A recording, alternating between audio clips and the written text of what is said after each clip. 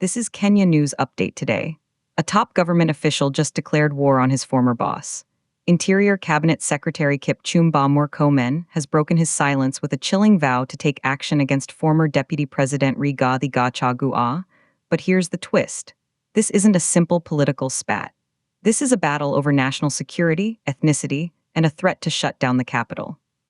Coming up, you'll see the explosive accusations, the planned 100,000-person protest, and why this feud could bring Nairobi to a standstill. Meet Kipchumba Murkomen, the man in charge of Kenya's entire security apparatus.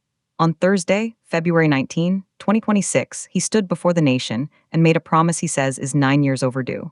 He vowed to confront Rigathi Gachagua face to face. The former deputy president, now leading the Democracy for the Citizens Party, has been Murkomen's fiercest critic. But Murkomen claims the attacks aren't about policy. He says they're about something much more dangerous, tribalism. The cabinet secretary accused Gachagua of unfairly targeting only him and President William Ruto based on their community.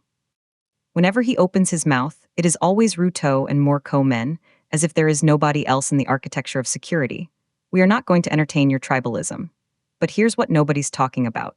This feud isn't happening in a vacuum. It's happening over the body of a shocking incident. Gachagua has publicly accused President Ruto and Murkomen of orchestrating an attack on a church in Waitima. He claims his former boss ordered the Inspector General of Police to protect the officers involved. And then something shocking happened. When the United Opposition sought an update on the investigation into the church tear-gassing this past Monday, the IG's office slammed the door. They were denied an audience. This rejection lit the fuse. Gachagua's response was a threat of seismic proportions. He pledged to mobilize 100,000 Kenyans, their mission, to march to Inspector General Douglas Kanya's office on Friday, February 20. He cautioned that this demonstration would bring the nation's capital to a complete standstill. Murkomen's reaction was to draw a line in the sand. He stood firmly behind the Inspector General, shielding him from what he called relentless and disrespectful criticism. "Stop undermining the Inspector General of Police. That is not your child. Have some respect," Murkomen stated. He argued that the police serve the entire nation, not the personal interests of any single individual.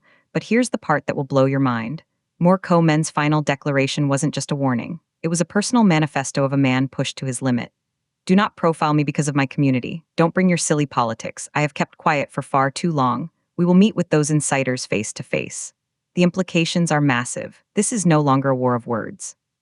It's a direct challenge between a sitting security czar and a powerful opposition leader mobilizing masses. The controversy is clear.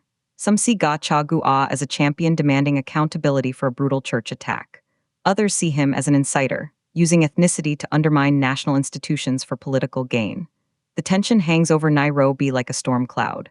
But if 100,000 people hit the streets today, what does that mean for Kenya's stability? The payoff is a nation on edge. A top minister promising a confrontation. A former deputy president threatening a historic protest. Do you think Murkomen is right to call out tribalism, or is Gachagua justified in demanding answers for the Waitima church incident? Drop your take in the comments. Subscribe to Kenya News Update today for more breaking news that shapes our nation.